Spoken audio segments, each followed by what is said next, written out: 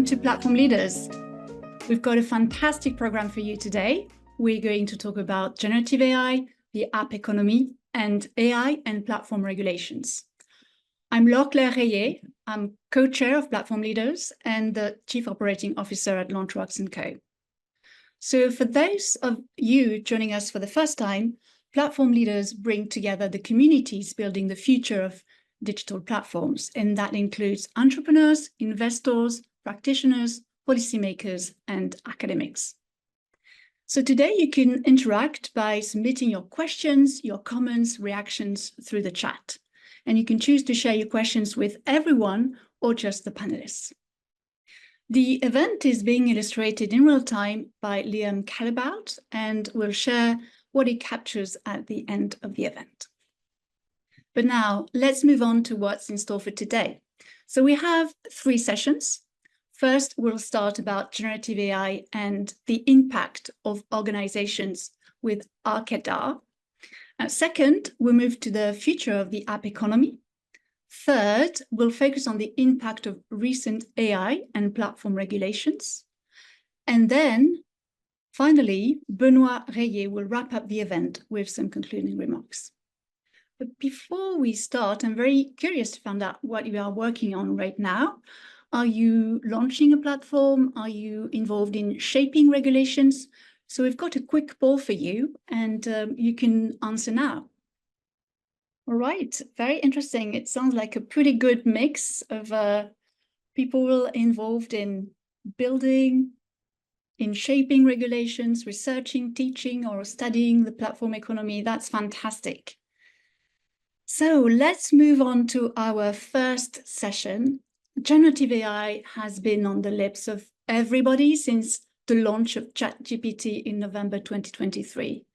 Since then, new models have been available, not just for text, but also for images, videos, and sounds. And what is striking really is the speed of innovation and the possibilities that these new technologies bring in our daily lives and, of course, at work. But I'm curious to know how often you use these tools. So we have another quick poll for you. So how often do you use Gen AI tools? And do you use them for your work or for your personal life? Okay, let's have a look at the results. That's really interesting. So looking at how often do you use them, we see that 27% of people actually have embedded it in my daily routines. And what's fascinating is last year we asked the same poll exactly a year ago, and we only had 7% of people embedding Gen AI tools in their daily routine.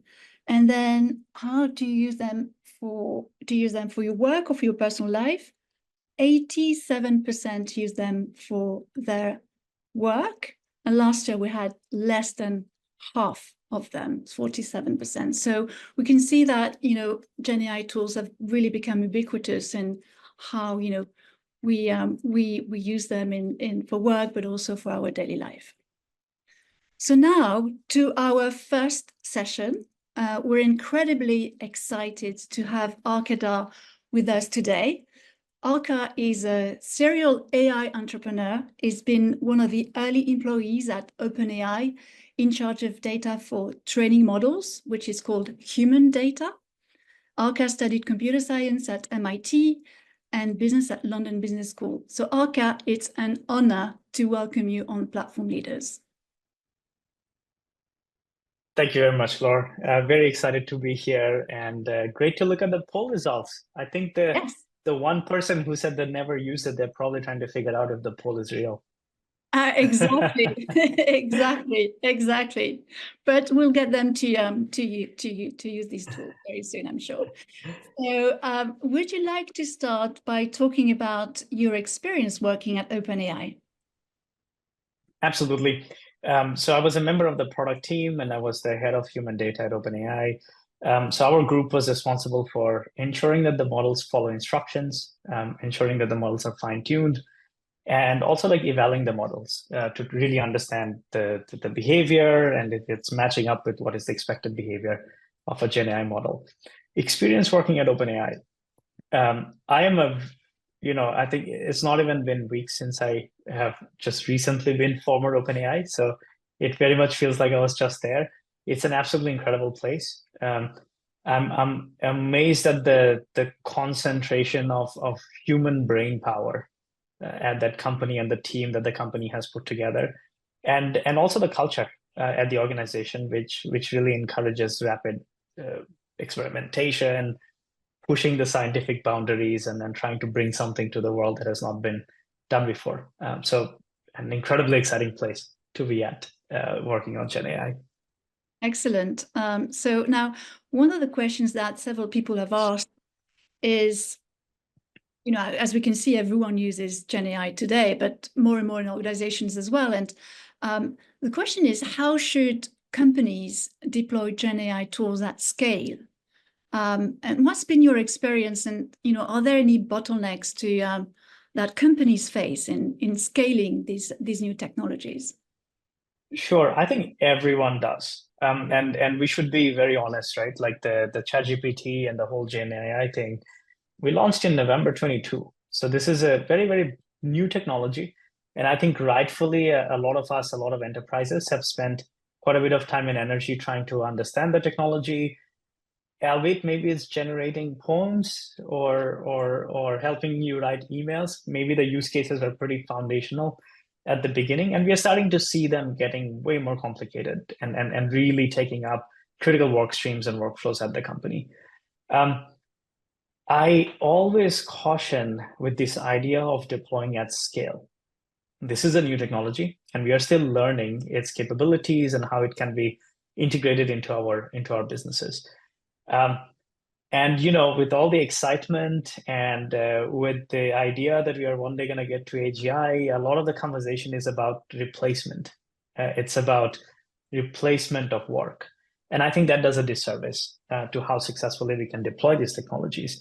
I would say the most important thing is, pick a work stream that you want to see highly optimized, where you want to improve the quality of work, where you want to improve throughput, or bring in a perspective which was difficult to bring in, just having business as usual.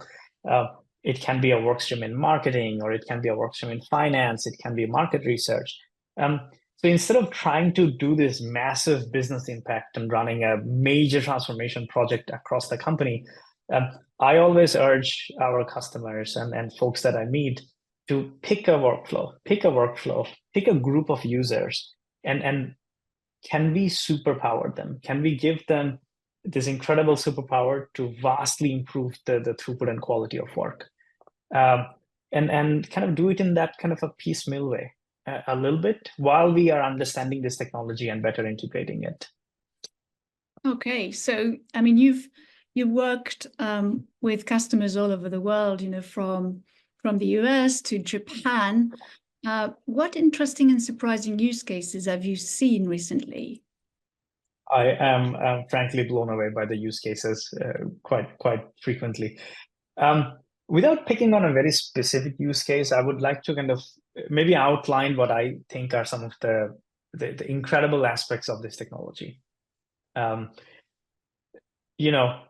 We humans, we can be myopic at times, right? Faced with a question or a situation, we can get very focused on an outcome or an answer, and then it becomes very difficult for us to kind of explore the alternatives or explore kind of like intersections which don't naturally come to our mind. Those are kind of like at a very high level an area where the model absolutely excels at. So if you ask and if you prompt the model to say, hey, I have all these different variables, this is X is what I'm solving for, but I want to understand Y, Z, A, B, C that I'm not thinking about. Can you help me create all these different scenarios or situations? And based on the data, crunching all this analysis of insights that you have access to, can you give me things that I have missed in the past? And that's where you see a lot of proliferation of very, very exciting use cases. And if you look at the foundation, at the fundamentals of research, it's a process of elimination, right? So you are basically exploring concepts and insights, and you're trying to say, I'm going to go down this path because these other paths have led me to a certain no. And we very often just pick one path. So I think being non-myopic is a really great thing that the model brings to the table, outside of just the ease at which you can do massive amounts of computation, data analysis, and all of that. But one use case, Laure, that is pretty close to my heart is the model, GenAI, is amazing at breaking down context. So if you pick an industry, let's say like agriculture, and in certain countries, especially the developing world, a farmer might not have the tooling or the level of mental conditioning to understand very, very complex soil reports or weather reports. They might not be able to use it to actually improve the yield of their agricultural ground. And I have seen applications of this technology where that kind of complex insight can be broken down in a language they understand, at a level they understand, with a list of actions they can take to further execute upon it. So it's hard for me to pick very specific use cases, but non-myopic and this one around agriculture comes to mind. Excellent, excellent. So today, the way we interface with large language models is through prompting, right? And to do a task. Soon, agents will be able to achieve very complex goals and all the underlying tasks on their own, right? Without any supervision. So an agent, for example, could potentially have access to your bank accounts and manage and optimize your finances. How do you see agents working with people in the future? You've touched on something I'm truly excited about. I do believe agentic systems is the future. We are going to have, let's call it a Laure GPT or maybe an Arka GPT, which is a true representation of my values and my integrity and what I care about. And it's a digital twin of mine that is way more adept at doing complex tasks, and it makes my life a whole lot easier. And at some point, it's going to become completely stateful, and it can kind of operate in the background. Now, you said a very, very important word, which is unsupervised. And I think that's the big question, is at what point do we let an agentic system be completely unsupervised? And to what extent do we have human in the loop? And the way I like to answer it is, at what point will I feel comfortable letting my agentic system make a life or death decision for me? And for me, we are not close to that yet. So I think this will be supervised agentic systems, but they will become a digital twin doing vast majority of our tasks that we have to do today that take up our time in our personal life. You can apply the same in the work life as well. Big believer of agentic system. Yeah, absolutely. So, I mean, there's obviously a cost to building these systems, and it's the compute cost, right, which is really increasing exponentially. I mean, we've seen it not just with Sora, which is OpenAI's video production model, but also with all the other video models. This is going to be intensive kind of energy-wise going forward. So how do you think that we can make this more sustainable? I'm an optimist. And what I mean by that is, like historically, when one thing that I always ask people is, when you first looked at the Wright brothers plane, like no one could have imagined that we are going to be on something similar crossing continents at that time, right? Like you just don't make those connections yet. And things get more and more efficient and effective. And the same happened with computing. I mean, you look at mainframe computers versus what we have on our cell phones today, they're vastly different. There is a huge focus in the Gen AI, in the large language model research community, to become a lot more compute efficient, to have these algorithms maybe even one day operate on edge on local devices without having the need of a massive number of GPUs. I do not have a good sense of how quickly are we going to get there, but it's a real concern that a lot of people are working on. Of course, the other one is just a massive cost of compute and the massive cost of energy and what it means to the world. I saw somewhere that some large tech companies have seen massive increase in emissions. We have seen just proliferation of data centers. Some of them might not be all that climate ethical, to say. So there are areas of concern there, and going back to the fundamentals, I would say data, compute, and algorithmic improvements, and kind of like all three of those main pillars will one day get us to a place where this technology can actually become quite prevalent and quite easily accessible. So the stated objective of OpenAI is to develop AGI, right? So you've spent 3 years focusing on this.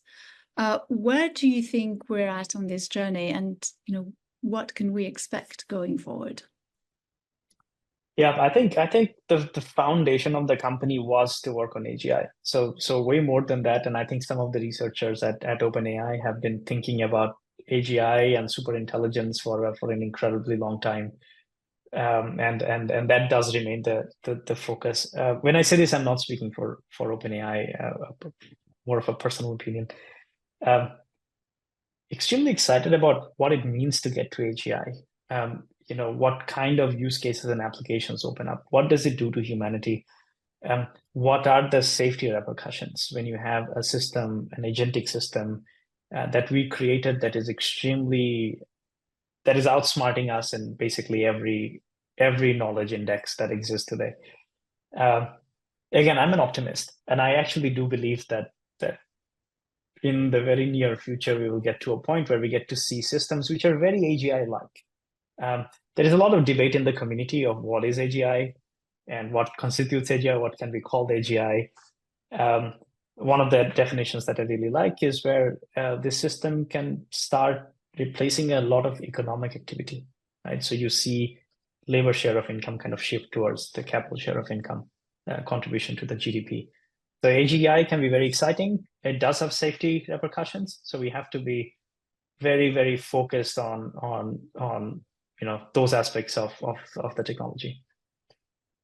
Excellent. So there's questions from the audience, which I think are going to the host and panelists only. But there's one: what are the risks of increasing the inequalities with people having access to LLMs and those who don't have access? Yeah, I believe the question is from Jeremy, right? Okay. It's a brilliant question. I don't know if everyone here is familiar with the Cobb-Douglas function of GDP growth. It's like an equation which gives you a sense of what are the primary contributors of GDP, and it's a multiplication of TFP, total factorial productivity, and then the two components which are contributing to GDP is capital and labor.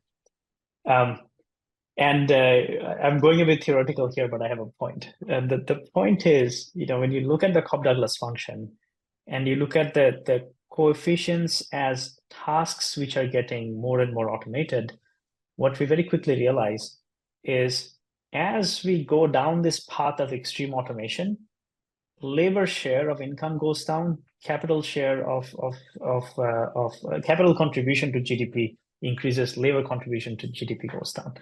What does it mean? Capital is way more efficient at generating more capital. Labor hours have an intrinsic limit to what we can do. That's why I talked about really supercharging labor. Like, can we have a focus of using this technology to vastly improve what labor is able to accomplish in the limited time that we do have when we work? Now, to Jeremy's question, I think the consequences of access to these technologies and not having access to these technologies can be devastating. I think if it becomes a tool of the rich, if it becomes a tool which is very limited access to a very specific group of individuals or companies, and the benefits are not distributed, I think that's one of the worst outcomes of these technologies. We will see a massive divergence in the Gini index. We will see just the gap between haves and have-nots is going to be significant. It's as if you're taking away people's hands and legs and asking them to compete. right? So yeah, Jeremy, good question. I would wish everyone focuses and works on distributing benefits of this technology as widely as possible. Otherwise, it can be pretty devastating to us. Yeah. There's another question as well. I don't know if you see it, Arka, in the feed to host and panelists from Iman about the current data privacy options from OpenAI. Can you perhaps answer quickly to this one? Because I'm not working at OpenAI right now, I do not want to answer questions on OpenAI's data privacy policy or anything. What I can say is from my time there, I know how seriously everyone at that company takes it and how much effort is put into both security and just remaining in compliance. And if something is wrong, everyone goes after it and fixes it. But, will these models learn more from an individual user versus will the model need access to Nobel laureates to learn new technologies? Like, is it going to learn more from me versus someone way smarter than me if the models are already reaching a level of reasoning and cognitive abilities which are significantly higher than median population? That gives me hope that we don't have to be data farmed to improve. There are synthetic abilities now to also improve the model's performance. So I'm hopeful that we'll never have to get into any kind of weird situations here. Yeah. Okay, that's great. I don't know if there's any more questions from the attendees, but I've got one for you. I mean, you've just left OpenAI to focus on your new ventures. Do you want perhaps to say a few words about what you're going to build next? I think I was like my time at OpenAI, I was profoundly moved by both the research groups there, the product teams there, and just kind of the something incredible has happened in this industry, right? For the longest time, all researchers, product individuals, we are working on narrow AI. So at my own company at Zinnier, we're working on, let's say, schedule optimization. And that was kind of the focus of us, right? And there has been a great centering.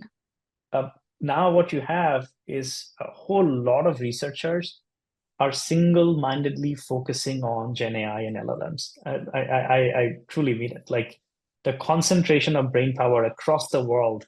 Look at us. We are all here talking about Gen AI. We're not talking about pure machine learning for schedule optimization.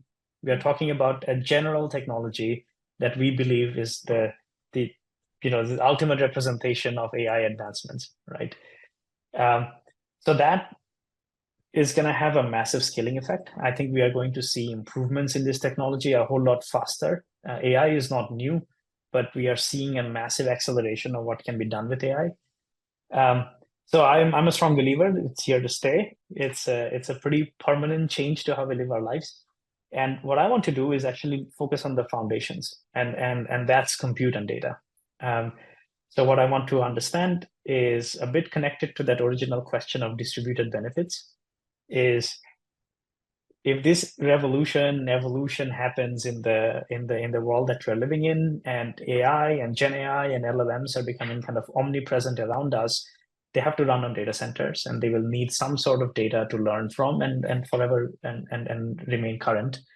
And I'm focused on a couple of enterprises in those two verticals without getting into more details. Okay, we're going to watch this space. Now, there's I think there's a related question, which is about market mechanisms. What market mechanisms will ensure equitable access to Gen AI capabilities? I think that's a really interesting question. Yeah, it's a good question. I do not know how to. I think a lot of us are thinking about it, and at least I don't have a good answer. Look, like one thing that I was a fan of, and I'm still a fan of, is the profit cap of that we have at OpenAI. It forces us to keep reducing price of our products. So I think like if we can just purely remain focused on not just revenue, but reducing costs to making it as accessible as possible. OpenAI has had a good track record of continuously reducing cost of access to our technologies. So I think we can do that. If we can make big algorithmic upgrades to these technologies so that they can be a lot more compute efficient, that will help. If we can find better data center technologies so that, cost of cooling, cost of operating, all of those things are fairly controlled. There are a lot of innovations happening there. I think all of those things help. Any kind of regulations that make it a game of the large companies and makes it very difficult for younger companies to come in, I think will be devastating. So I think, I know we're going to have a conversation about regulations. I have a lot of thoughts there later on today. But regulations are important for safety, but at the same time, what we need to ensure is that it doesn't become a oligopoly or absolutely not a monopoly, but not an oligopoly, and that it just protects the larger enterprises. I do think that regulations should hold OpenAI and a young startup in AI to very different bars, or very different regulatory requirements, if not bars. Bars is probably not the right word. Yeah, so I would say those things. Things just have to get way more efficient around data and compute, and regulations have to get a lot smarter so that there is continuous competition and new entrants, and the status quo gets always challenged. Excellent. Thank you. We're at the end of our time, but thank you so much, Arka. It's always fascinating to talk to you. There's a few more questions, but unfortunately we can't take them all. So apologies to the really interesting questions that were asked through the chat to the hosts and panelists. Of course. Laure, thank you very much for having me. And great. Thank you. Thank you very much, Arka. So we're now going to move to our next panel, the future of the app economy. And let me introduce Jennifer Schenker, the chair of the panel. So Jennifer is the founder and editor-in-chief of The Innovator. It's a publication about digital transformation for senior executives. She is an award-winning journalist and has been covering the global tech industry from Europe for the Wall Street Journal Europe, Time Magazine, International Herald Tribune, Red Herring, and Business Week. She has been a World Economic Forum Tech Pioneer Judge for more than 20 years and has attended Davos every year since then. Jennifer, over to you, and I'll let you introduce Paulo and Ben. Good afternoon, and welcome to the panel on the app economy. It's my pleasure to be here today with Ben from Google, representing Google and Google Play, and Paulo, who is representing Aptoide. The EU's Digital Markets Act includes a number of requirements for mobile app stores that aim to promote competition and fairness in the mobile app industry. In response to the DMA's requirements, Apple announced changes to its operating system and app store policies, allowing for the first time ever alternative app stores on Apple devices and changing its fee structure for developers. Google Play is also making some adjustments. In the next 40 minutes, we're going to speak about the current state of play, what the future of app stores looks like, and how AI might impact that future. So, Ben, let's start with you. What is your view on the DMA, and how do you think it will change the market? Thanks, Jennifer, and thanks everybody for having me here. Great to be on.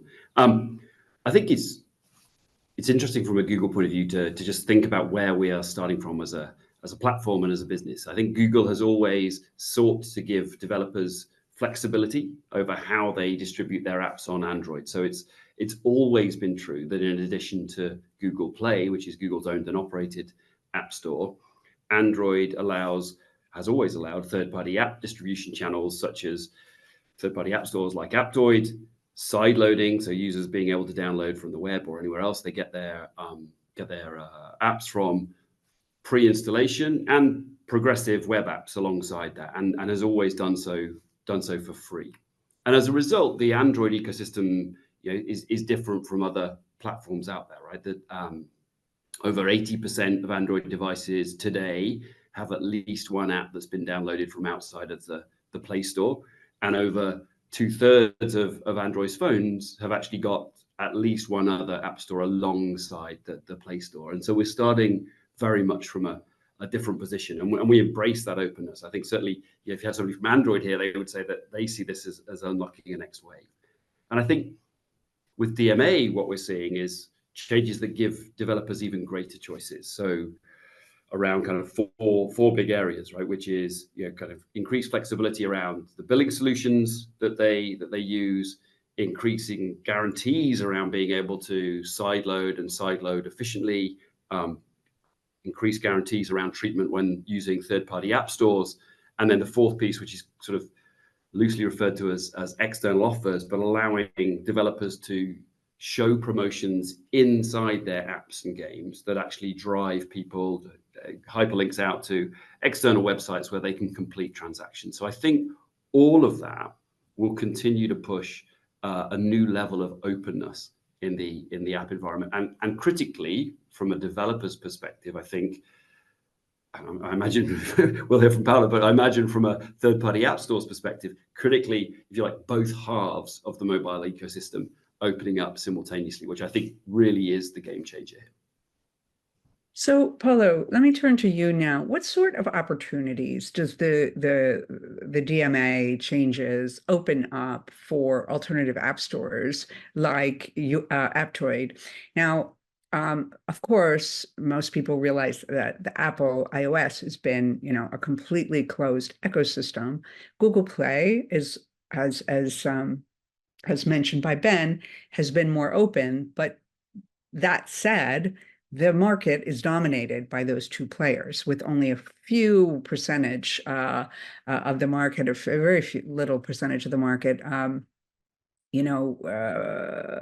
share taken by new entrants. How do you think that might change, and why is that a good idea?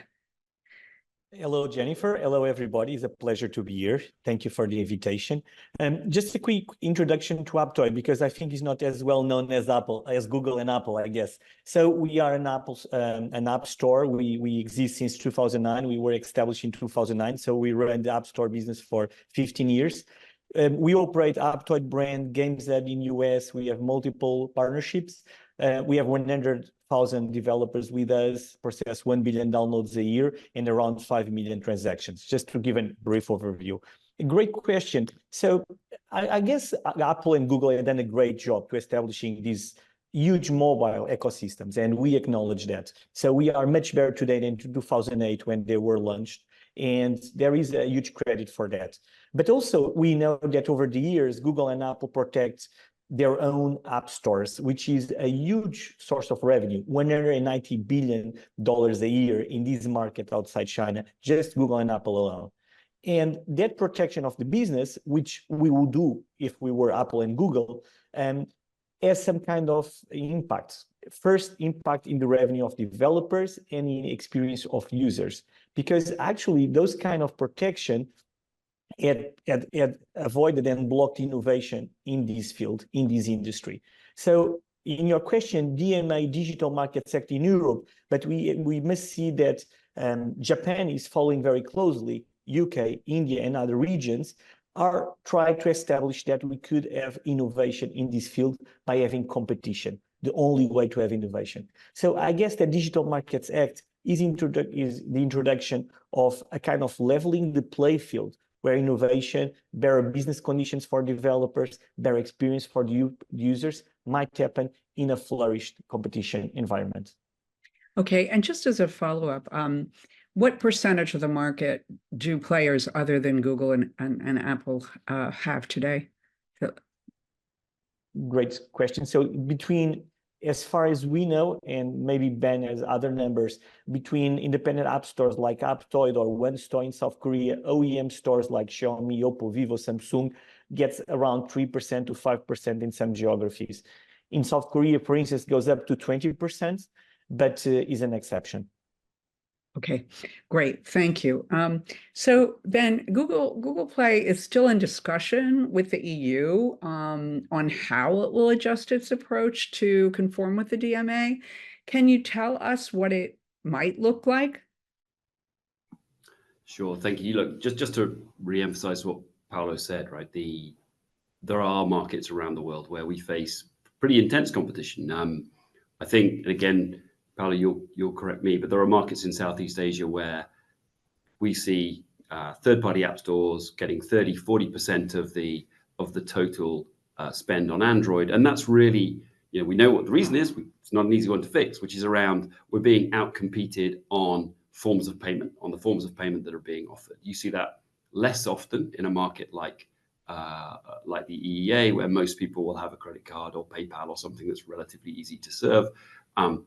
But in markets where kind of cash to electronic value is a big part of that space, Google has been less rapid at recognizing that, and our market share suffers as a result. So I think there is competition out there. There are areas where it's easier, the markets where it's easier for them to compete. In terms of our discussions with the EU, look, all gatekeepers, that's the EC's term for ourselves and Apple and kind of handful of others, Meta and Amazon and others in particular services, had to submit our proposals for compliance with the DMA, which we've been in pretty extensive conversations with the EC about for over 2 years. And from an app store's perspective, as I mentioned, there were kind of 4 areas that we were required to update them on. The first was alternative billing, which actually Google launched on Play 2 years ago, which allowed flexibility, in fact, for developers in the EU or EEA, allowed flexibility to use a third-party billing solution of their own choosing, either on its own, on a standalone basis, or in combination alongside Google Play billing. And the fees, there was a reduction in our fees for that. So that was kind of part one. And we've been working with developers, testing and trialing that for over 2 years, and are actually at a point where we feel very confident in the solution that we've landed on there. The second piece, as I mentioned, was around side-loading apps, which again, Android and Play, Android has been very committed to allowing and making easier. Android 15 introduced both kind of reduced barriers, reduced friction in that flow, and also introduced tools that allowed automatic updates from side-loaded apps, which is kind of, from a developer and a user's point of view, has been a game changer there. So again, from a Play and Android perspective, that hasn't been an area of particular issue for us. Obviously, very different from where iOS and the App Store are coming from. And then thirdly, third-party app stores, which again, there was no authorization process on Android. They exist as I mentioned earlier, on a very, very broad range of devices. Again, I'd love Paulo's thoughts on this. I think largely we haven't necessarily seen the same level of differentiation that I expect we will see now that the DMA is in place.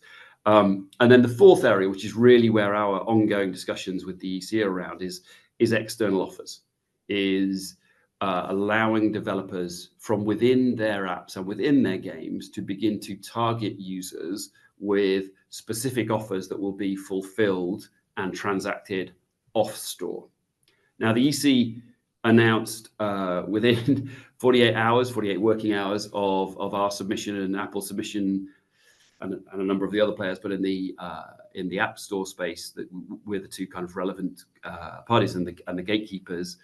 They announced that they were investigating our solutions, and for us, called out wanting to have more detail and discussion with us around the compliance of our external offers proposal, and that's really been the focus of our time since they announced that investigation. And that's we continue to work with them. We're very focused. Again, I think the stance of the different gatekeepers is revealed in terms of where they are in their current discussions with the EC. They've moved beyond that with Apple. They've now announced they are actually proposing to go to court and ultimately define them. We're still in a place where we're trying to work through which elements of our proposal need some changes. And what for those who aren't familiar, what the external offers component of the DMA requires is that we facilitate those connections much more easily, that we do so only in a way where we're able to charge for either an initial acquisition fee, which is very separately broken out, and then to the extent that developers want to make use of those, an ongoing services fee. And kind of it is around both of those elements that we continue to engage with the EC to really understand and to share our perspective on what the law actually says and theirs, and therefore what compliance will look like. And obviously at the moment those are confidential conversations, but we are working with developers across Europe on validating our thoughts on some of those and really properly understanding whether we've given the level of flexibility that developers want and need. For example, to be able to go and promote from within Play, to have their app serviced and managed via Aptoide or via their own website or via another app store that may sit on the Android platform. Thank you for going in depth on that question. I want to turn to Paulo now. As a new entrant, how do you feel about Google Play's response to the EU and also Apple's? I mean, it's no accident Apple's not here. They've made no secret of the fact that they're going to fight this. So what is your view on the response? I have good stories for my grandchildren about Apple and Aptoide interactions in the last 3 months. But actually, we were able to launch the first commercial app store for iPhone in Europe. So it was a great achievement for us, and we are thankful also to Apple, because it's not easy internally, of course, to open such a valuable market as this. And I will answer your question starting by saying that the opportunities for companies, for developers, for users, customers, enterprise customers is very big. So the market the mobile market is completely in disruption, because these ecosystems will enable new ways of distribution of apps and games, of billing, of establishing direct connection with the users and with the consumers. So I invite everybody to deep dive and to understand what's going on, because actually everybody in the industry agrees. It was a kind of a tipping point of the last 20 years. Having this in mind, we are being very positive, and we see the actions from Google and Apple very positive. So Google has proposed several things that make sense. Ben was saying external offers program.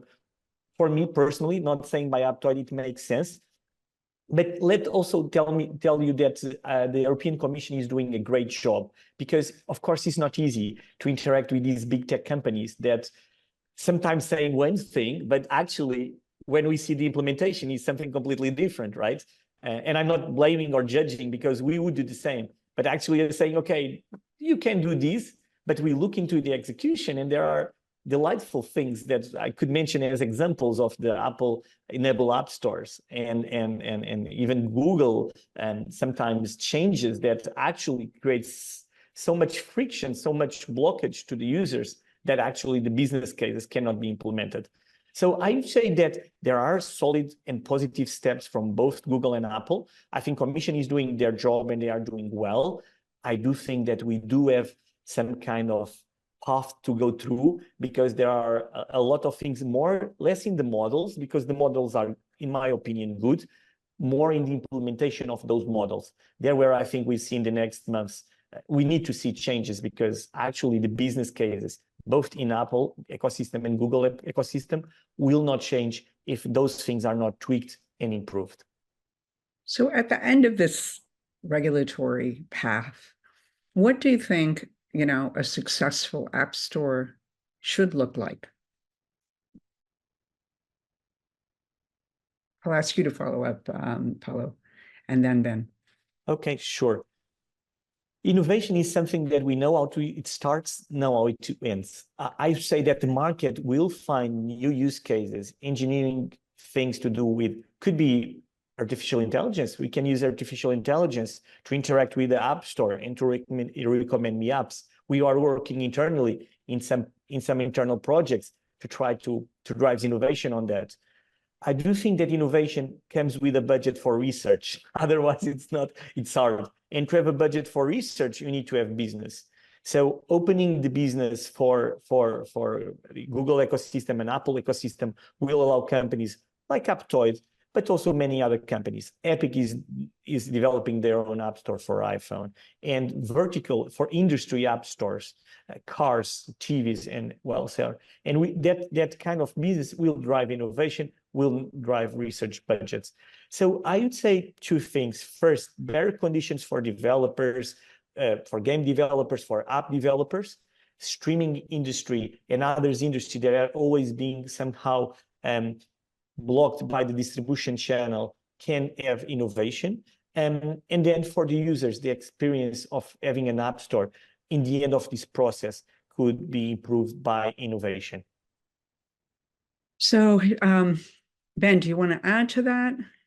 Sure. Look, I think I definitely think that the process of the DMA and the parallel processes that Paulo mentioned around the world are going to see changes. We've actually begun rolling out the alternative billing solution that was originally developed for the EC in multiple other markets. So we're in now almost 70 markets globally, including those that are in the EEA with that solution. Because again, what we found is both for developers and consumers, choice around billing has actually increased the total volume of transactions for our partners, and we only grow if our partners' revenue and their business grows. I think the other thing I would completely endorse that Paulo said was, I think we will begin to see greater differentiation in terms of the types of stores that come to market. As Paulo mentioned, the kind of Epic Games Store, I think we'll see similarly from Microsoft, who also own Activision Blizzard King. I think they'll be coming to market, and I think how consumers and developers will benefit from that, and indeed actually how the mobile platforms kind of interestingly will benefit from that is really differentiated propositions in terms of whether that's around exclusive content or apps and games that sit within some of those, or at least for windows or periods. I think we'll see a much more exciting market in terms of what different stores are able to, whether for their users, as in the industry verticals that Paulo has described, or for developers in terms of the services, that whether fuller services, deeper services, thinner services that are provided. I think we'll see much greater differentiation. I think from Play's point of view, we will continue to double down on the service that we try and deliver to our users, both consumers and developers, which from a developer's point of view, we kind of do three things for them, right? We help them with acquiring users, we help with driving engagement on their apps and games, and we help with making money from that engagement on our platform. And that's the only way we make money. We don't make any money, right? Meaningful revenue streams beyond that.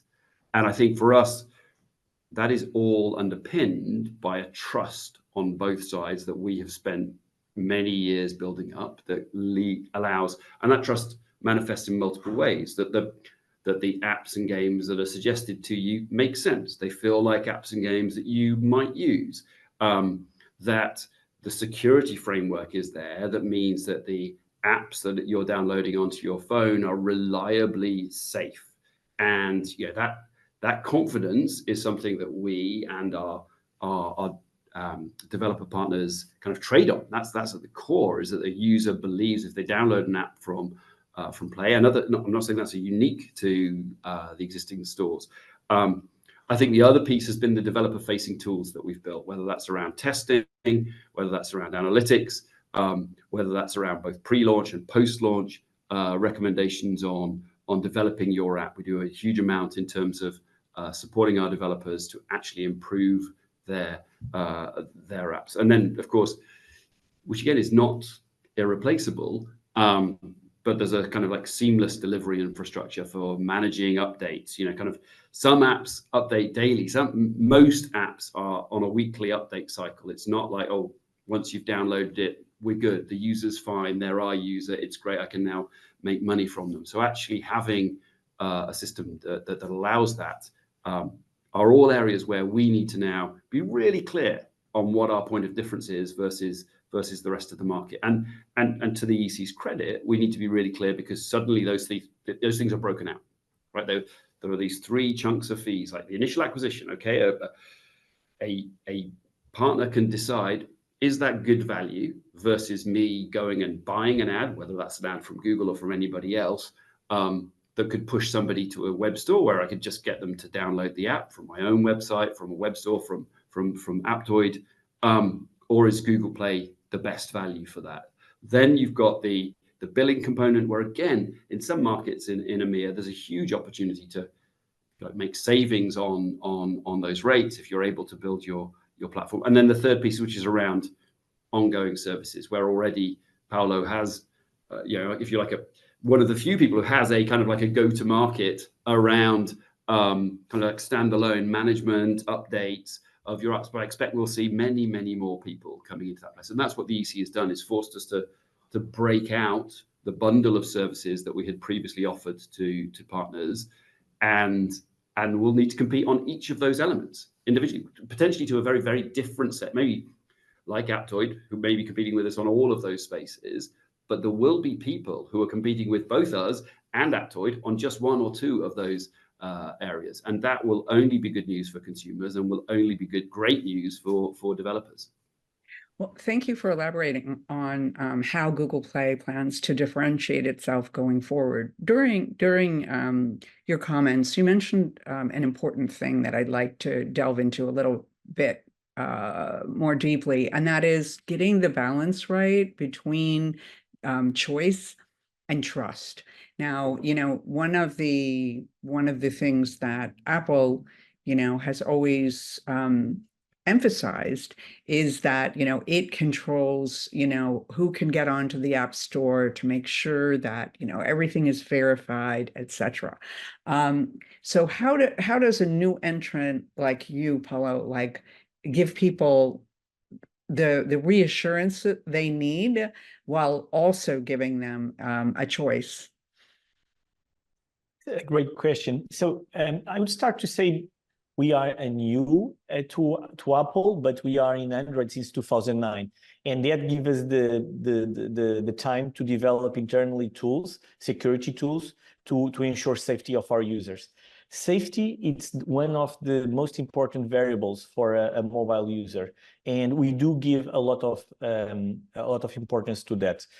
I think that safety and safeness is, before of all, some kind of collaboration requirements that Google and Apple may take with other players in the ecosystem that did not exist in such a large scale today, right? So I do believe that good actors like Aptoide or others, One Store, Xiaomi, Oppo, Vivo, wherever, can collaborate, just be sure that the ecosystem is safe. Closing the ecosystem to be safe is like saying, okay, we have 5 billion users using mobile systems in the world, connected, 3 billion in Android, 2 billion in iOS, and we'll just allow one app store, just be sure that it's safe. But this is the same that's saying that in the entire world, we just have 2 bookstores to ensure that people don't read things that are for terrorism or other things. So safeness is not enabled by restricting options and so on. So I think that safety is important, but it's not absolute value that justifies everything. And how can we achieve both things? With collaboration. I think there are a lot of strategies for collaborating. There are a lot of companies focusing security in the world, antivirus and so on. And there is the possibility of collaborating to establish that we can have choice and we have safety at the same time. Okay, thank you. Ben, anything to add to that? No, I think that's a really comprehensive. I think safety is actually central. I mean, that's one of the reasons I mentioned it is central. People, these devices, they feel incredibly personal, right? There's probably not a device that any of us own that feels more personal than our mobile phone, and protecting users' experiences on that and protecting them from potentially bad actors is central to an app store's being, and we invest dramatically in that, as I'm sure Aptoide do. But that will be an area, as we've seen, Apple have sought to put that front and center, which is now something that they've got to kind of unwind, or at least understand how are they going to communicate to their users that not kind of everybody is a bad wolf, right? I think that's unfortunately the corner they had historically painted themselves into.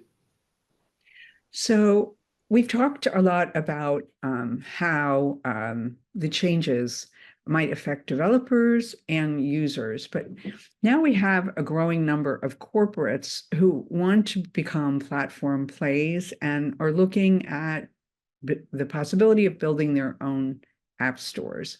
How can Aptoide and Google Play help? Paulo, I'll start with you. So I would say there are business cases that we can envision that benefit from having app distribution strategy, app store, and there are others that we cannot envision and will happen, because that's about innovation, right? When you have some regulation disruption or technology disruption, the business cases just appear. So I expect that there are well-known cases and there are others that are not so well-known but appear in the future. In Aptoide, we collaborate with different companies. I'm a member of US carriers, Verizon, AT&T, to kind of provide them a curated environment, game-centered environment for their users. So I think that's an interesting vertical, a curated app store for the US carriers users. I would think that there are others that will happen. Could be specific business apps, could be specific device apps. So at Aptoide, we do have the infrastructure to allow to set up a kind of an app store where our partner has the ability to kind of choose the apps to be there, so and have a curated content and can have statistics and so on. I think there are multiple collaboration aspects here. I think will emerge new business cases, and I think an app store can be developed internally, could be done through a collaboration like a company like Aptoide. So there are multiple ways. The important part is just to explore the business cases that can deliver value to those companies. Okay, Ben? Look, I think similarly, I think we will see a lot of experimentation. And I think as Google, not just as Google Play, I think Google has, whether it's with Android and the Play Store, or whether if you think of other surfaces, on television, we have Android TV and we have Google TV. Google TV is, if you like, the play of that environment. It's the branded, owned and operated kind of consumer-facing solution. Android TV is a solution that's built for mobile operators, for TV companies. So indeed, for anybody who chooses to, it's a platform that is eminently malleable and where you can create, the operator, corporate, in that scenario. The same thing in auto. You see in cars, you can get both the Google full solution, or there's Android Auto, both of which, by the way, again, I think this is the stuff this is where you will see innovation. Some of the apps on both on TV and on auto, you suddenly realize that actually the experience that you'd previously had on a mobile phone was so suboptimal. When you see Google Maps in car, you realize that was the screen, that was the form factor it was designed for. When you see some of the video apps, but even Spotify's app on auto or on television, when you see those apps, you realize, oh my goodness, how limiting the form factor of a mobile screen was, how unlocked these partners' creativity and the innovation has been. Same thing actually with wearables, where you're seeing the same, again, as Paulo said, what I think you will see is this kind of way. And from Google's point of view, I suspect we'll always try and have a direct to consumer play, but alongside that, in the same way we have Pixel alongside Samsung and others who are our partners in this marketplace, it's our business is hinged on the success of the overall ecosystem as Google. even if that's less true. Obviously, for me as a player, I'm competing like hell against them all. But my colleagues in Android are probably thrilled that Aptoide and Epic and Microsoft and everybody else is going to be bringing exciting new stores to the Android platform. So now I want to go back to something that Paulo briefly mentioned earlier in the conversation, and that is, how AI will impact app stores going forward. Already we are seeing AI assistants become available. Where do we go from here? Can you both do a little bit of crystal ball gazing and tell us what may be in store? Do you want to start, Paulo? Ben, you start this time. Perfect. I'll start. There you go. Take it. Yeah. Look, I think there's a number of things. Right? I start both from what will AI, and in particular what will Gen AI do, and there's a whole wealth of speakers who will talk kind of what the push from that direction is going to be. I think what I would also start with is, if you like, what the push from the side of apps and app stores is at the moment, which is each of us, we've probably got, if you look at the device that's in your hand or within reach, it's probably got 100 to 150 apps that you've installed on it, of which you probably make regular use of kind of 10 to 20 of those. We know both from a user's point of view and from obviously a developer's point of view and an app or game owner's point of view, an opportunity to surface more content from the apps and games that you've already chosen to download, some of them to pay for, some of them on a free basis, surfacing more of the content that's in them without you actually having to go and open the app. Understanding your need, understanding when and where that information might be useful to you is something that we're already working on. At the moment, just in relatively simple ways, how much of that can you surface on the -1 screen on Android? Are there pieces that kind of as your phone says it's the end of the day, or as you walk into your home, as you switch from roaming from being on a mobile network to your home Wi-Fi, are there a different set of apps that should be surfacing their content to you to begin to allow you to plan what you're cooking for dinner, or what you're going to watch for the evening, or where you're going to watch England in the European finals? I couldn't resist getting that one in. But the other side is, you'll hear a lot of talk about AI assistance, right? Which is, if you like, the other end of it, which is how can an assistant better navigate the whole of the world's information? And I think we will see on the mobile device an opportunity for those two things to begin to merge, where I think there is if it's an app I've already downloaded, then there's kind of like an acceptable level of surfacing content from it. But if something's going off finding an app that I've never downloaded, if it's an app that I wouldn't necessarily have chosen to download, then I think there will be more of a challenge around that. And I think we're going to see that an exciting space where those two pressures are going to meet and mingle. Okay. We are almost out of time. So Paulo, you kind of have the last word on, what you think the future of the App Store will look like. I will throw just some things for the people in the audience to think over. For me, it would be pretty reasonable that Google would offer an App Store for iPhone. Why not? Google has other apps in iPhone, right? And Google has the contacts with developers. So strange things like having your App Store in iPhone being delivered by Google and managed by Google, something strange that can happen. Why not? Having Aptoide inside Google Play, it happened until 2014, is something that can happen. Why not?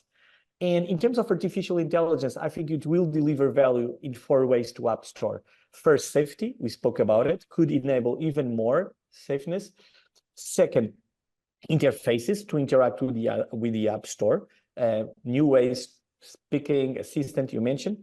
Third, very important, discoverability. I don't think that app stores are still there in terms, sometimes I want to the App Store, I don't know really what I want. I want a game to kill time. I want an app that help me with recipes. And it's difficult to find it in Aptoide or Google Play. I'm not judging. So I think it will help us. And finally, for developers, user acquisition. User acquisition is very, very specific thing, but is a pain for developers today. the cost is rising, and I think artificial intelligence will help a lot developers that are able to manage that. So I would say that there are at least interesting things in the future, not only for these kind of regulation changes, but also by these technological innovation and disruption, which is AI. Thank you, Paulo. And thank you too, Ben, for really giving us a very comprehensive overview of where we are today and where we're heading in the future on the app economy.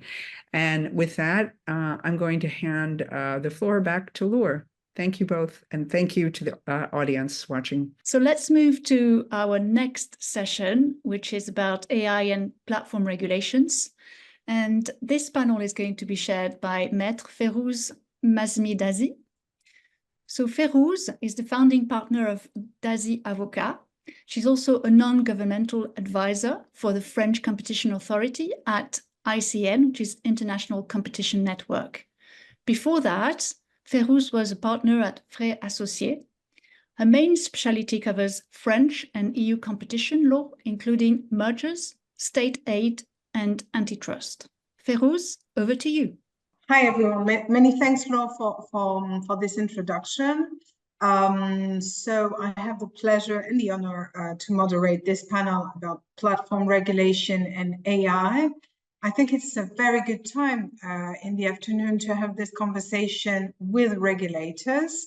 I've heard in previous panels that some of you consider that regulation may have devastating effects over innovation. I also heard some of you saying that the EC is actually doing quite a good job with the DMA, and that somehow regulation is beneficial to developers and users in the digital economy. So in this panel, we will have the testimony, I would say, and the words of two regulators.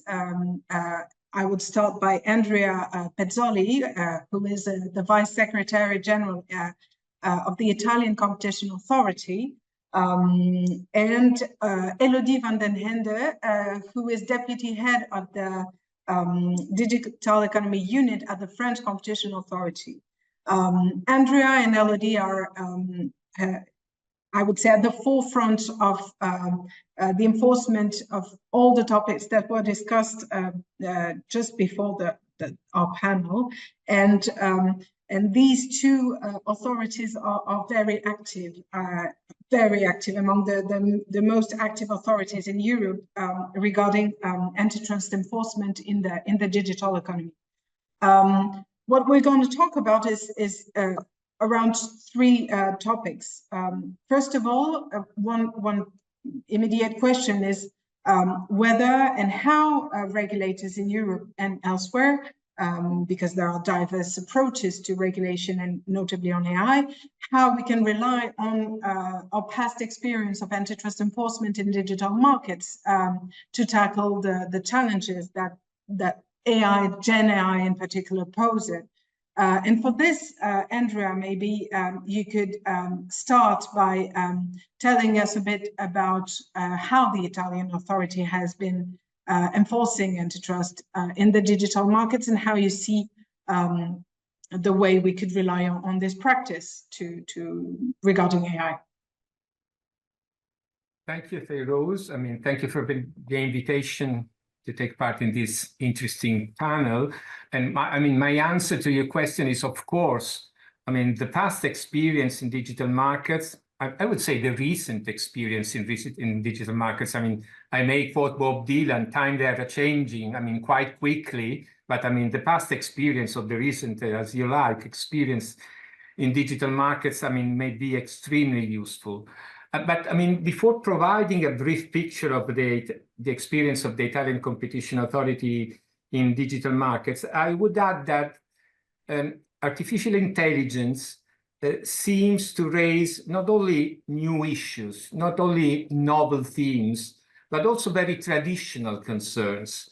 At the end of the day, we are dealing with typical vertical issues, mainly foreclosure issues, I would say, along a value chain that can be sketched in more or less three main steps. So computing power, I'd say, I mean, cloud storage infrastructure, data, and fundamental models. Possibly just the last step, the fundamental models raises new, let's say, issues to the extent to which it concerns labor markets, because we're speaking of the scarcity of talents in a way. So it's a very fashionable issue for antitrust agency, but I mean, at the end of the day, they are just verticals. On the other hand, there are differences.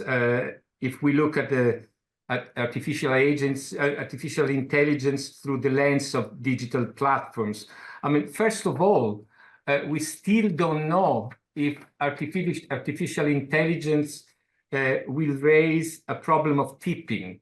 There are 3 or 4 measures, and it's a difference if compared with the digital world with, let's say, more or less monopolies or big tech. And we still have to decide if timely regulation is better than a more conscious regulation, which may arrive too late, possibly. I mean, in this respect, I mean, it's almost mandatory, the quotation of a very amazing article by Freddy Genie, I mean, learn to walk before we run. But in this case, I would add a question mark as far as artificial intelligence is concerned. So we have to learn to walk, but I mean, we have also to intervene quite timely, regardless the impact of regulation on innovation, dynamic efficiency.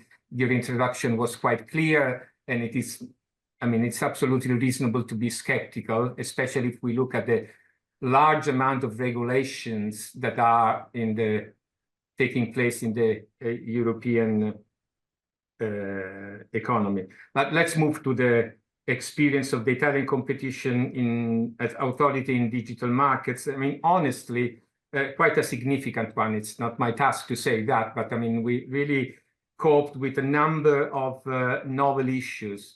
I mean, just to mention the most important, from which we can learn something that can be useful for artificial intelligence.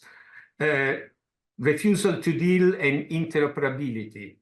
In a case, it's a Google Android case concerning electrical mobility and the possibility of new and richer services related to the recharging of electric cars. It's an important case confirmed by lower courts, now before the Court of Justice for preliminary ruling. The second issue is the access and visibility in online marketplace.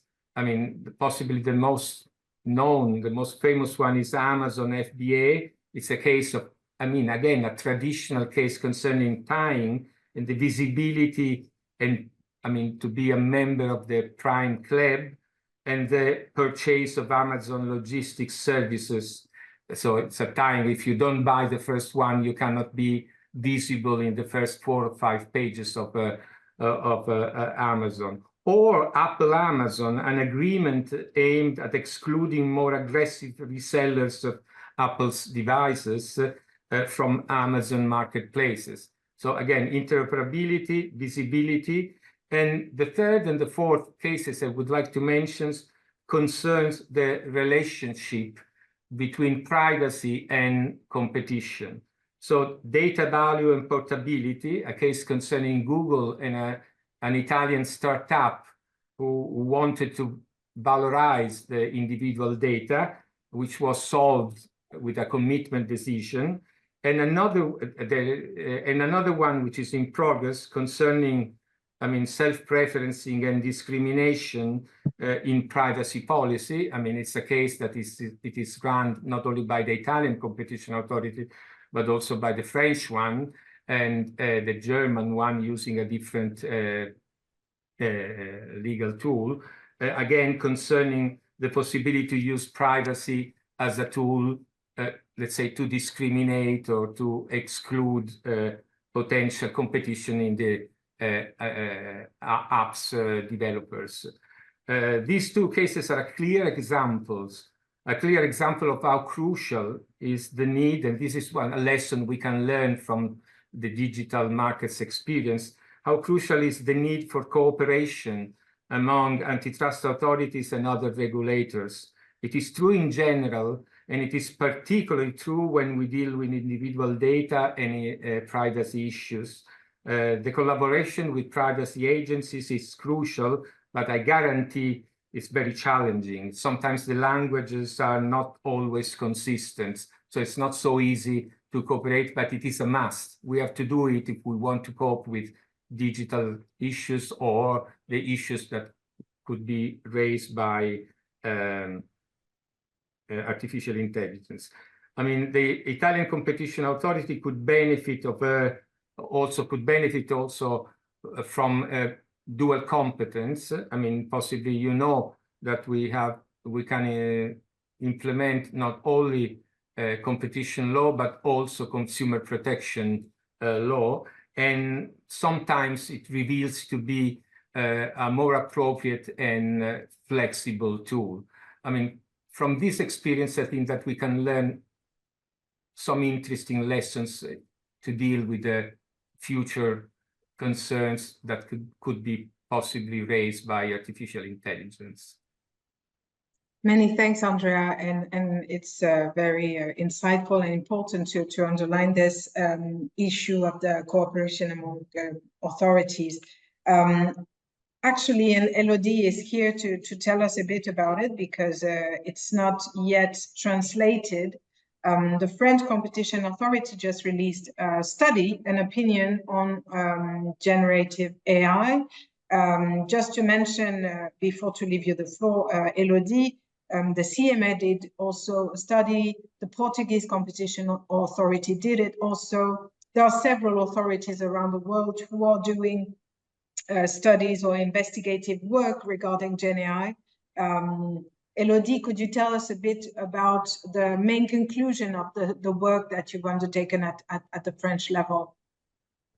Yes, thank you very much for having me in this panel. I'll try my best to summarize the 100-page study in 5 minutes, but you're right to point out that it's not yet been translated, although you can find a pretty detailed press release in English in our website, but the full opinion is going to be translated in the next weeks. So we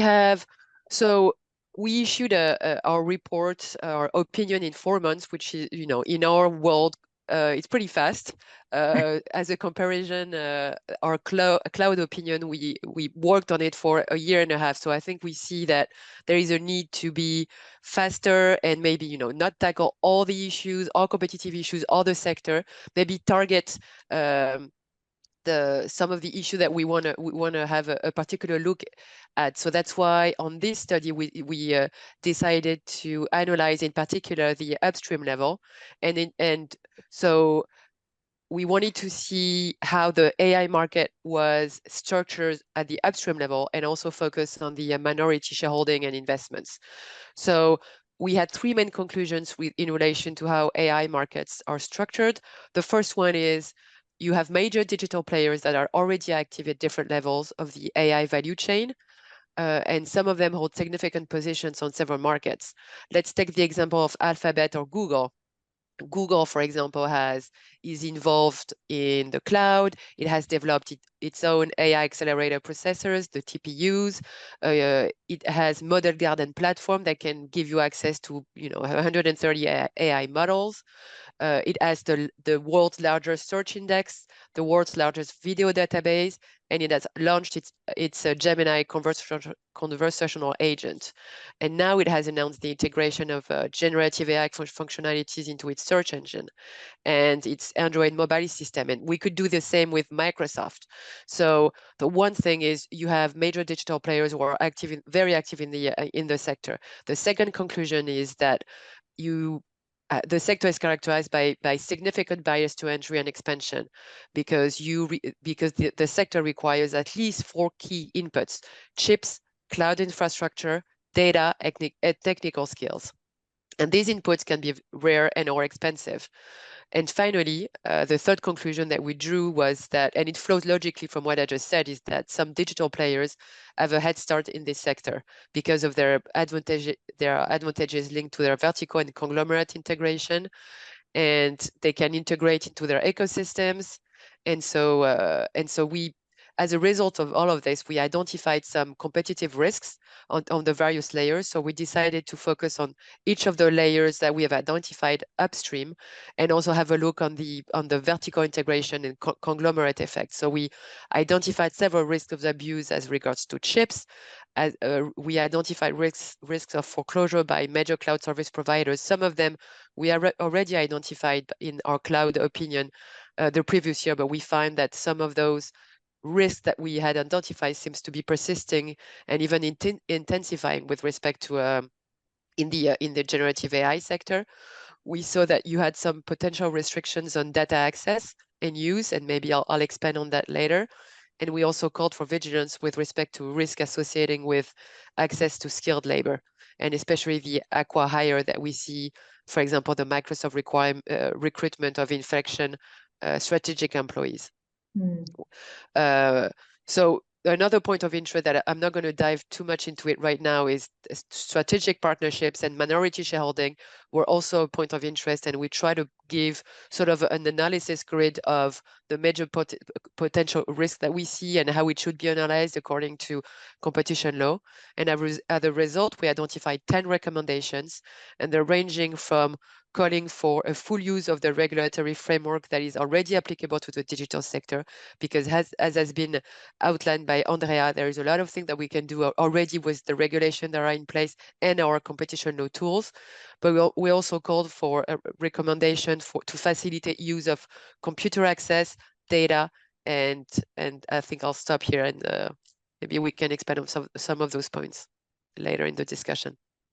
Great, thank you, Elodie, for this flash summary of this very dense opinion. You mentioned strategic partnership in AI, and it is certainly a very important point of interest and concern.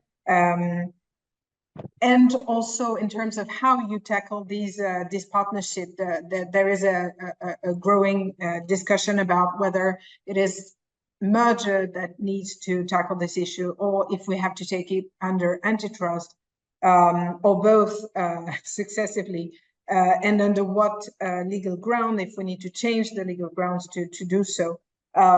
There is also this, and I will then pop to the DMA. The question of the DMA, there is antitrust enforcement, and there is also this ex-ante regulation provided by the DMA. The DMA imposes to the gatekeeper that they inform the Commission about the strategic partnership that they undertake, and this includes AI. It has been clearly said by Commissioner Vestager recently that AI is part of the DMA. To the extent it is embedded into core platform services that have been designated as such. So there is no doubt AI is part of the DMA. How, and the question maybe is firstly asked to Andrea, because the Italian authority has been releasing documents about it. How do you see the articulation of antitrust enforcement and the cooperation in the context of the DMA between National Competition Authority, which is the Italian one for you, Andrea, and the Commission on this? You were talking about the need for cooperation between antitrust agencies, but here we have also a need to cooperate between the Commission with its new role under the DMA, and how do you see that articulation between these two corpus of regulation, I would say? Okay. I mean, of course, there is no doubt that the role of competition agencies has been deeply affected by the Digital Markets Act. So it's quite clear. And I would say not only by the Digital Markets Act, but I mean, more directly by the Digital Markets Act. As far as gatekeepers are concerned, a lot of potentially abusive conducts have been already included in Article 5 and 6 of the European regulation of the Digital Markets Act. So the past, you were mentioning the past experience. I mean, the past experience in jargon, we used to say what was in the fridge, has been used to to write the list of Article 5 and Article 6.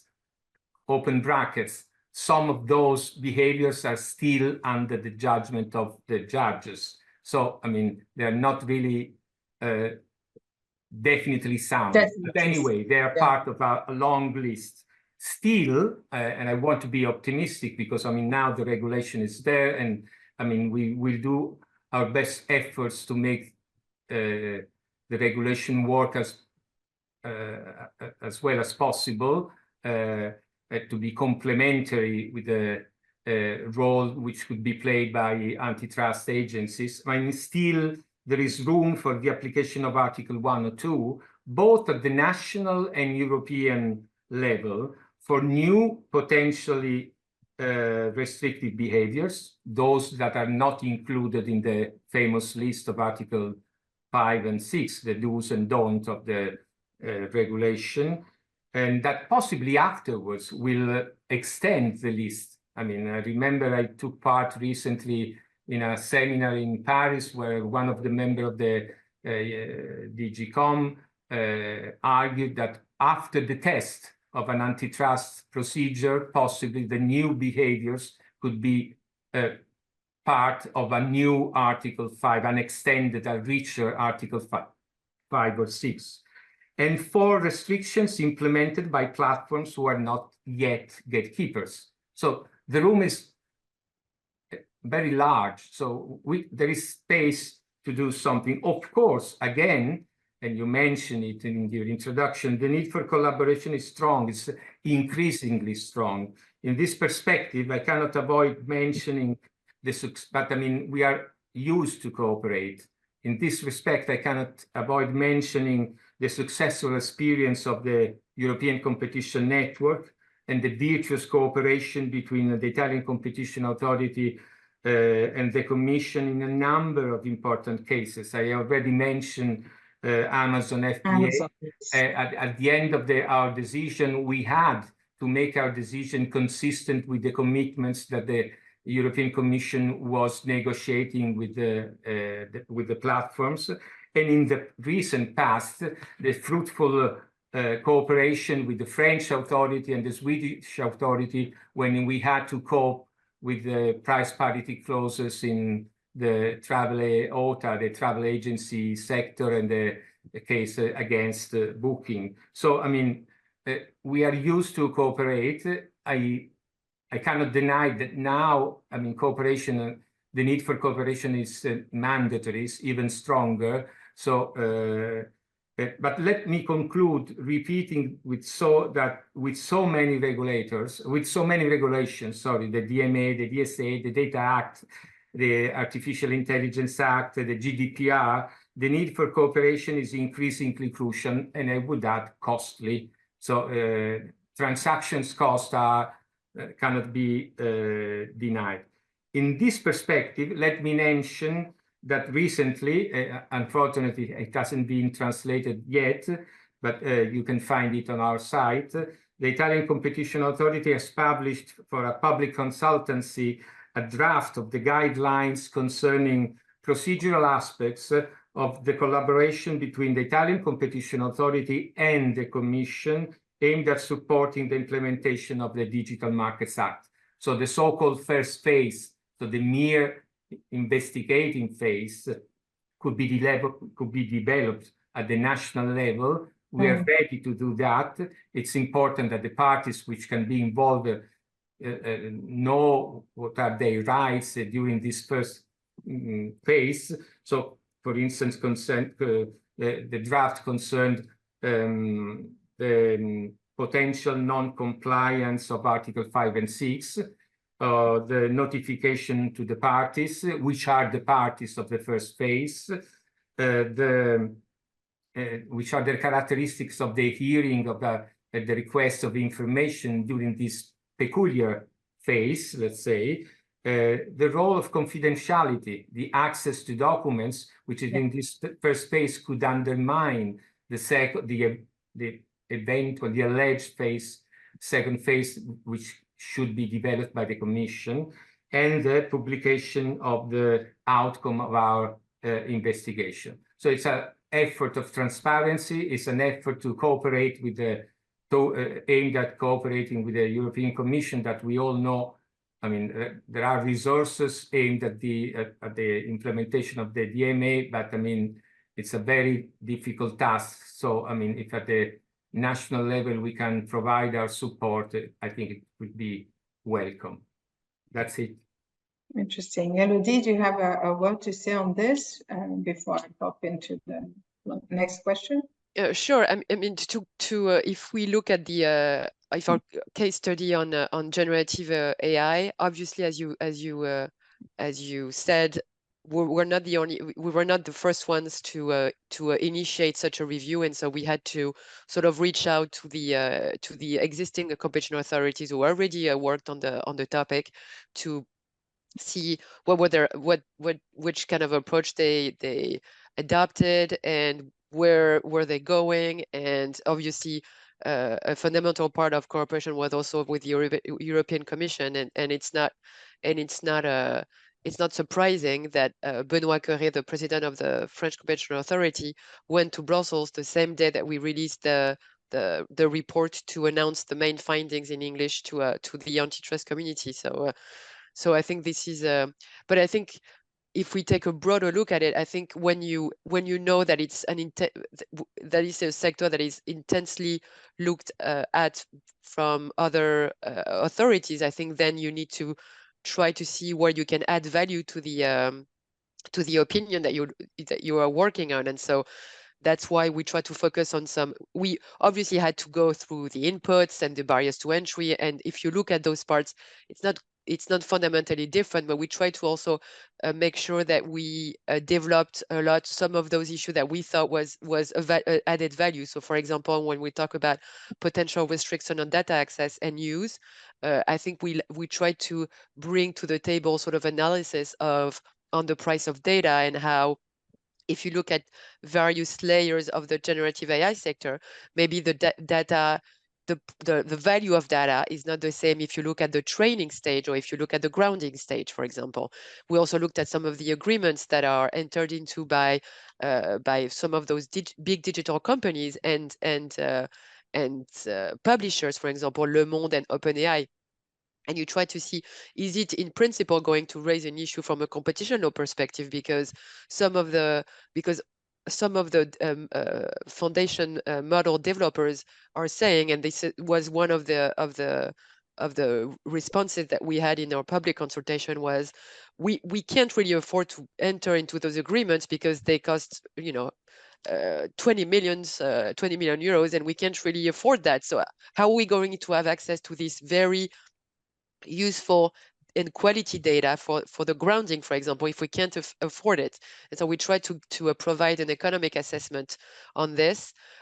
We also try to go in depth with the analysis on the investment by big digital companies to see whether like it could be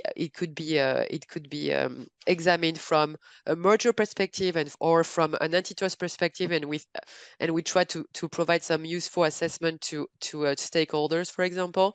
And we also try to focus on open source technology, thinking that this is obviously very well when you look at it from outside, but when you look at it, you see that open source is a term that is being sometimes used very loosely by some actors. And so we in the antitrust community know that sometimes players can offer access to provide access to an open source technology and then close access later. And so we need to be very careful about that. And I'm glad to see that the FTC just issued a post blog on the open source today. So we can see that some of these issues that we're raising also have other authorities thinking about it and contribute to the debate. So this is, an ongoing discussion that we have in the international and European community. Great. Yes. Well, there is certainly a lot of debate, and one question I think that I received, by the way, in the chat is maybe what can we expect from the future? I mean, the authority has conducted this investigation.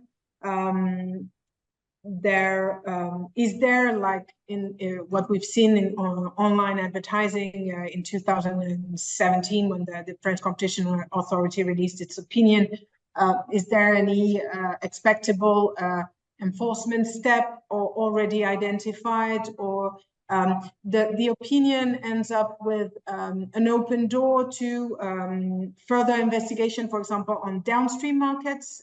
You mentioned that it was very much focused on upstream levels.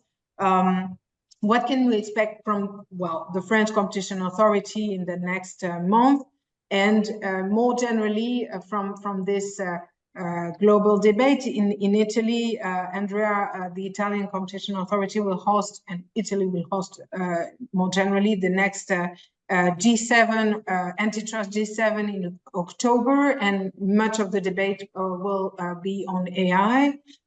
So what can the market player expect from all this interest and very quick interest from antitrust enforcers regarding AI and the changes it may build on digital markets? Maybe Elodie. Yes, so we at the end of our inquiry, we tried to sort of assess what was other digital regulations that had an impact on the sector, and we saw that obviously you have the AI Act, but you have the GDPR, you have the DMA, you have the Data Act, and so in each of those, so you have a lot of actually regulation that have an impact on it, and you also have other regulations as well. But so you have a lot of fairies that are looking at the generative AI sector, and so we were trying to provide. So our analysis was to say, well, you have a lot of digital regulation that have been passed mostly over the last 2 years. Some of them have not really been enforced yet. So maybe we should try to see how they are enforced and then see if there are any loopholes. And so we try to provide recommendations on the basis of the existing legal framework.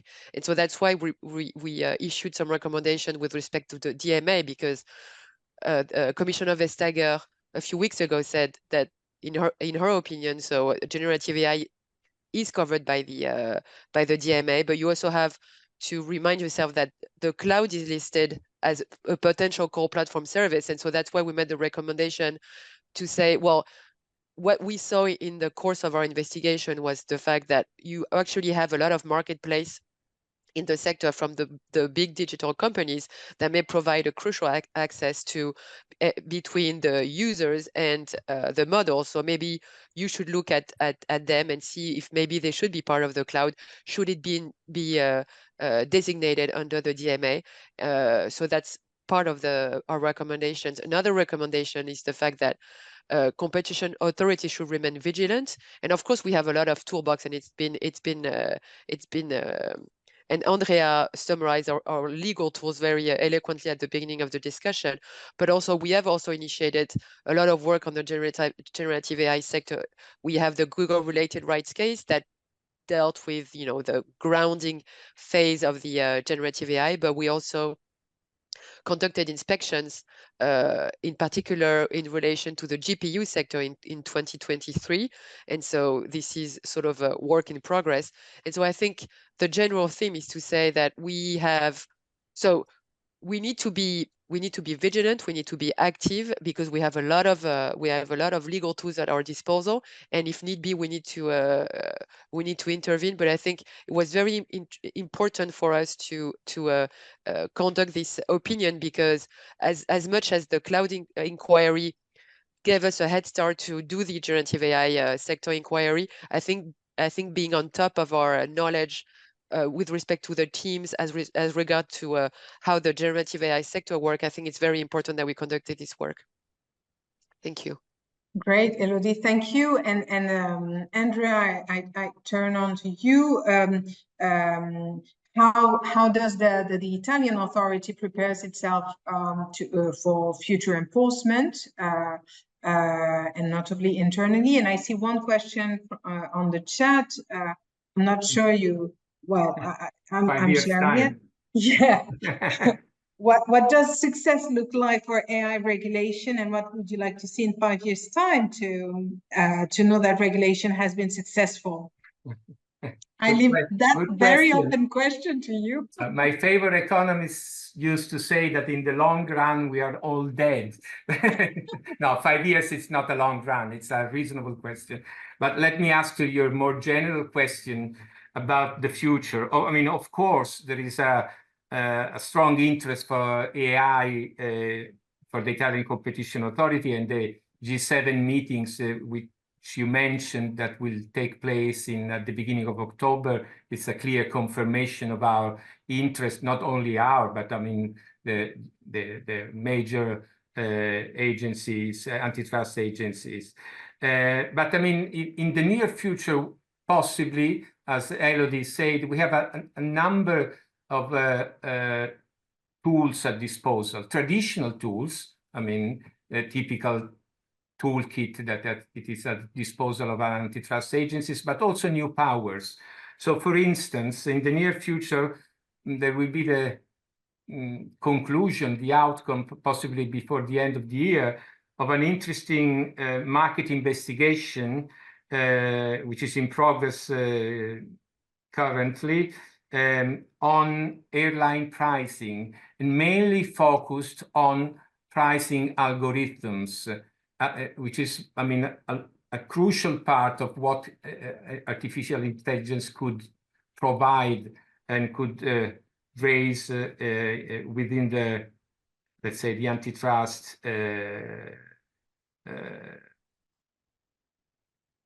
setting, the antitrust world. I mean, we are investigating both collusive algorithms, if they exist, and discriminatory, personalized algorithms concerning pricing in the airlines. And thank you to our new power, I mean, since 2023, the Italian Competition Authority has the possibility to impose remedies after a market investigation, even when there are not violations of Article 101 and 102. I mean, there are powers which are very similar to those that already CMA has, and more recently Germany as well. But I mean, the problems might arise from the structure of the market, or because some specific features of the markets do not work properly. So, I mean, the outcome of this investigation could be extremely useful, because at the end of the day, at the end of the market investigation, we could have a clearer idea of pros and cons of pricing algorithms, both in a proper antitrust perspective and in a consumer protection perspective. For instance, in terms of transparency, in terms of the possibility to make a proper comparison between different tariffs, between different pricing strategy. We are also, I mean, in order to have a better understanding of what's going on in the digital world and the challenges raised by the artificial intelligence, we are hiring data scientists in order to strengthen our digital skill. Recently, we have created a technologist unit, and recently we have hired 2 more data scientists in order to understand how algorithms work and how data could be used in order to, let's say, to feed AI. And finally, you have already mentioned it, but I mean, we are quite curious about the debate which will take place at the beginning of October. I hope it will be a fruitful one, but you never know. Okay. Of course. Thank you. Thank you. Thank you very much. So basically, I think we are arriving at the end of our panel. I don't see any further question unless anyone has a question now or never. Thank you very much, Andrea and Elodie, for these very clear explanation on where we stand now from a regulatory perspective regarding platform regulation and AI. I think the least we can say is that antitrust authorities are preparing themselves and advancing on the learning curve to be able to enforce when the time comes and when the issue arises with the right tools, and we have several tools available. So I think that's the message we can leave from our panel. I invite everyone to read, when it's available, the translated version of the French opinion. Of course, there are other and many great contributions also from the CMA, the Portuguese, and other authorities. But that's the most recent one, so the most up-to-date, I would say. Thank you very much. I will now turn to Benoit Reillier, who is the co-founder and CEO of Launchworks and organizer, co-chair of Platform Leaders. Everyone knows Benoit. Benoit, over to you. Thank you very much, Fayrouze. I've got a few minutes just to recap and wrap up the event. We talked about three very interesting topics. We talked about Gen AI, we talked about the app economy, and we talked about regulations. Now, I'd like to go back to Gen AI to start with. And it was really a privilege to have Arka, who has been at the heart, really, of this transformation. He was called by Sam Altman to join OpenAI, 3 years ago. So at the beginning, before the models were made public, and he's really been, in the engine room, effectively, of the company. And what do we see today? So clearly, in Gen AI, we see that we are going beyond the experimentation stage, and we're entering the industrialization stage. So many firms now want to apply Gen AI, and it was interesting to hear that, the big top-down change management projects for the entire company may not be the best approach, and I think that's our experience as well. Very important to train people first, to look at how you augment them, and to find specific use cases, workflows that can be improved. So it was very interesting to hear about Arka's experience of rolling out these types of bottom-up approaches as well. Now, I think it's fair to say that the Pandora's box is now definitely open. So even firms trying to prevent AI from being used within their organization are struggling, and we see firms, when they do that, usually employees end up using the tools that are widely available themselves, and it could be an even worse outcome, because they use the tools, but they use the free versions of the tools that don't give the copyright. Often they're not trained, so they may share sensitive information that they shouldn't be sharing, and they do that in a way that may not be visible to their employer. So I think it's fair to say that embracing these technologies in a responsible way is now the most adapted response to what we're seeing. So increasingly firms doing that, they're training, making sure the leadership team is trained, of course, but employees as well, and focus on how you harness these new technologies. And in our experience, simple things like prompt engineering and really providing the right context, the right prompt, asking the models to help you in the right way, making sure that you're not treating these models like you would use a search engine. So this is not a one-off keyword search. This is about effectively treating the AI as a thought partner or a sparring partner. I think Ethan Mollick in his book talks about co-intelligence. So that's a more interactive engagement with a model that really provides a lot of value in terms of use cases. always remembering that you need to keep a human in the loop. You need to check. It's very important. And also remember that the AI you're using today is probably the worst AI you will ever use, because things are improving all the time. So maybe something that didn't work only a few months ago is now very easy for the AI to do. So let's keep that in mind. So that's what's happening today. But I thought it was fascinating to also hear about what's going to happen tomorrow. And we talked a little bit about agents, for example. I think agents are around the corner. So you remember the agents are the tools that will basically be able to not only do tasks, but accept entire goals and carry out all the underlying tasks.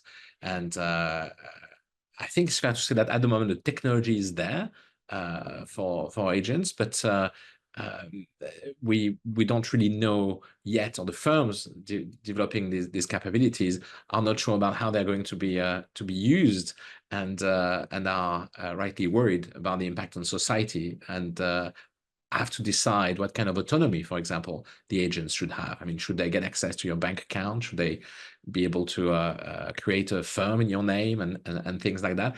So so this is one of these cases where the technology is probably ahead of society. Sora, the video model of OpenAI, is another example where Sora could be available, but it's currently not widely distributed because people were worried about deepfakes, especially during an election year in the US. So, very interesting time. We're even talking about AGI. So AGI, it's the artificial general intelligence concept. It's when the AI basically surpasses human capabilities across a wide range of cognitive tasks.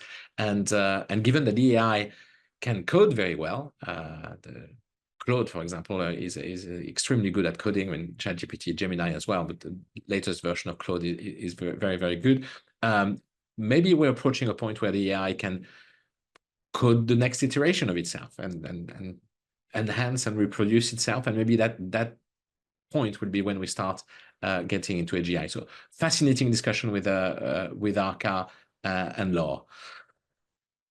We then talked about the app economy, and I thought that was very interesting because we're all accessing all these apps. I think Ben was talking about, on average, us using, having 150 to 200 apps installed, and I know that's probably not the case for me, and using very, very regularly 10 or 20, and we do that through app stores. So app stores are platforms that need to attract a critical mass of participants on each side. So you need to attract game developers, you need to attract app developers on one side of the platform, and on the other side, you need to attract people with iPhones or Android phones or any other device who need to get access to the app. So the App Store has got to attract people, match them, make sure people find what they're looking for, connect them, and enable them to make the transaction, to pay for the app, and ensure that the value is shared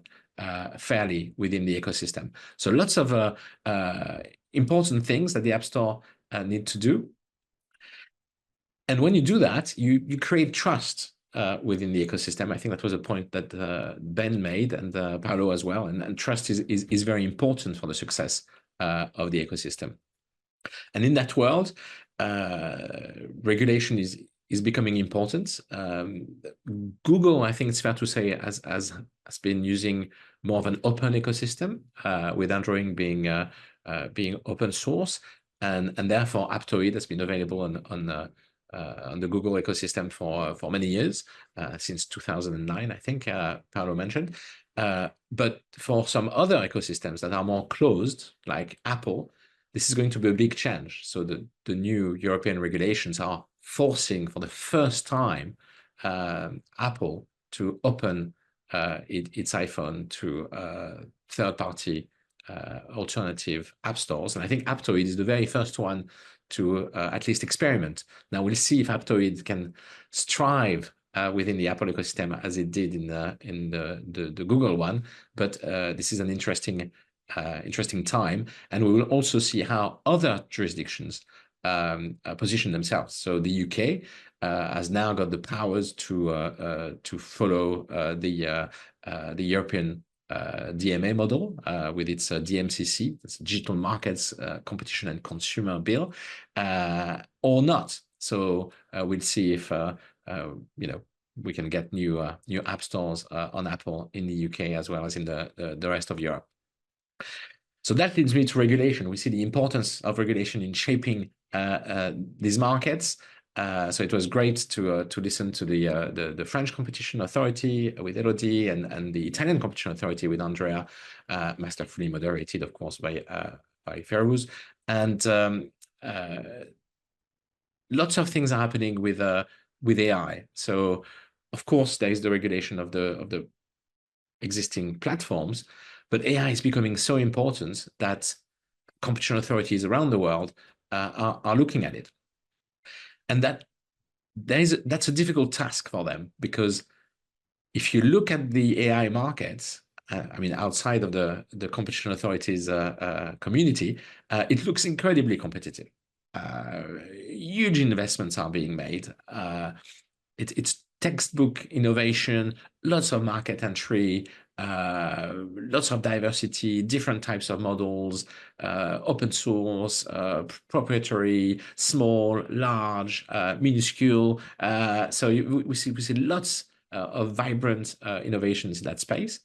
But at the same time, competition authorities are rightly monitoring the situation, and in some cases worried that maybe we wouldn't get the full benefits of innovation in this market if some actors, could be the chip manufacturers, like the French competition authorities hinted, like NVIDIA, or some existing platforms, end up becoming too dominant and end up foreclosing the market and preventing its healthy development. So there's a tension.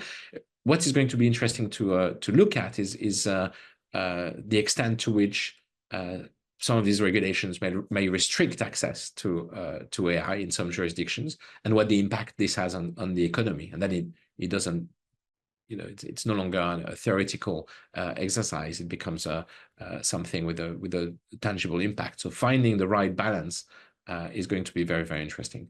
So I mean, it's been an incredible pleasure to bring together such a distinguished group of AI experts and policymakers and academics, executives for these conversations at Platform Leaders. So I'd like to thank everybody, all the speakers, panelists, moderators, and of course, all the Platform Leaders people who are helping me make this event possible. I'm going to forget people, but Robin Booth and Justin Coutts and Stephanie Tarleson, of course, Laure, who co-chair the event with me today, and of course Liam Calabart, who has been beautifully capturing in real time some of the panels and discussions. So thank you all of you for joining us today. And we've got more than 2,000 people now that are part of the Platform Leaders community, and many have contributed to the chat today, sometimes directly with the speakers and the host. So thank you for your questions, and thank you to our sponsors as well for making these events free. So I'd like to thank in particular today's sponsor. So Google is sponsoring today's event. Thank you, and we look forward to seeing you later in the year for our winter event. And it's going to be a hybrid event, and we will tell you more about this in due course. That's all for me. See you soon, and I will leave you with the summary of the event with the sketches of Liam. Thank you very much.